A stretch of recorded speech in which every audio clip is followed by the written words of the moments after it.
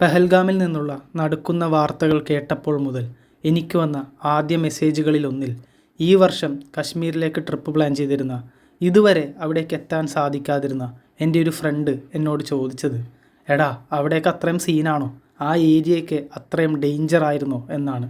എന്നാൽ 4 മാസത്തെ എൻ്റെ ഹിച്ച് ഹൈക്കിംഗ് യാത്ര അവസാനിപ്പിച്ച് കശ്മീരിലേക്കെത്തി അവിടെ തങ്ങാനുള്ള ഹോം സ്റ്റേയുടെ മുന്നിൽ റൂമിന് എത്ര രൂപയാകുമെന്ന് ചോദിച്ചപ്പോൾ ആ ഹോം സ്റ്റേ ഉടമ തൻവീർ എന്നോട് പറഞ്ഞത്, bro if you are hitchhiking you don't need to give me any money, we are all brothers എന്നാണ്. തുടർന്ന് അയാളുടെ കുടുംബത്തെയും അയാൾ എനിക്ക് പരിചയപ്പെടുത്തി. എൻ്റെ പേരോ മതമോ നോക്കാതെ വളരെ സ്നേഹത്തോടെയാണ് കശ്മീർ ജനത എന്നെ സ്വീകരിച്ചത്.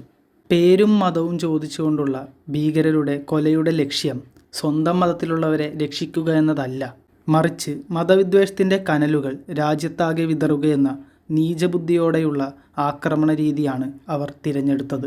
ഈ അവസരത്തിൽ മാനിപ്പുലേറ്റ് ചെയ്യപ്പെട്ട നമ്മൾ ഇന്ത്യൻ ജനത പരസ്പരം മതവിദ്വേഷം പടർത്തിയാൽ ജയിക്കുന്നത് തീവ്രവാദികൾ തന്നെയാകും.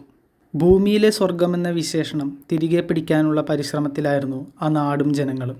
കശ്മീരിൻ്റെ സൗരജീവിതത്തെയും ടൂറിസത്തെയും അസ്ഥിരപ്പെടുത്തുകയെന്ന ഉദ്ദേശം കൂടി ഭീകരാക്രമണത്തിന് പിന്നിലുണ്ട്. നിലവിൽ മതങ്ങളുടെ പേരിൽ ഓൾറെഡി ഒരുപാട് സംഘർഷങ്ങളുള്ള നമ്മുടെ രാജ്യത്തെ ഒന്നുകൂടി പോറലേൽപ്പിക്കാനുള്ള ഭീകരരുടെ ഈ കുടില ലക്ഷ്യത്തെ ജാഗ്രതയോടെ തിരിച്ചറിയാനും നമുക്ക് കഴിയണം. ഭീകരതയ്ക്കെതിരെ നമ്മളെല്ലാവരും ഒരുമിച്ച് നിന്നാലേ തീവ്രവാദികളും അവരുടെ പദ്ധതികളും പരാജയപ്പെടുകയുള്ളൂ.